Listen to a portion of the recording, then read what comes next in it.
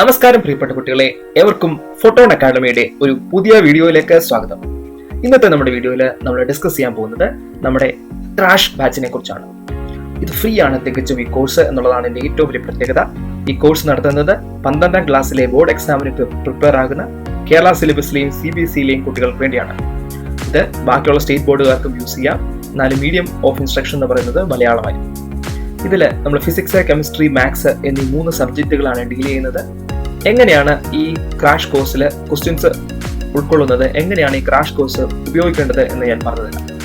നമ്മൾ ഒരു Telegram group വഴിയാണ് പ്രധാനമായിട്ടും ഈ ക്രാഷ് കോഴ്സ് നടത്താൻ ഉദ്ദേശിക്കുന്നത്. ഈ ടെലഗ്രാം ഗ്രൂപ്പിൽ നിങ്ങൾ ജോയിൻ ചെയ്യുക എന്നതാണ് ആദ്യം നിങ്ങൾ ചെയ്യേണ്ട കാര്യം. ടെലഗ്രാം ഗ്രൂപ്പിന്റെ ലിങ്ക് താഴെ കൊടുത്തിട്ടുണ്ട്. ആ ലിങ്കിൽ ക്ലിക്ക് ചെയ്തിട്ട് നിങ്ങൾക്ക് ജോയിൻ ചെയ്യാൻ പറ്റുന്നില്ല എങ്കിൽ നിങ്ങൾ ടെലഗ്രാം ആപ്പ് ഓപ്പൺ ആക്കിയിട്ട് ഈ photon class 12 crash PCM group എന്നുള്ള പേര് സെർച്ച് ചെയ്താൽ നിങ്ങൾക്ക് അതിൽ ജോയിൻ ചെയ്യാനായിട്ട് സാധിക്കും.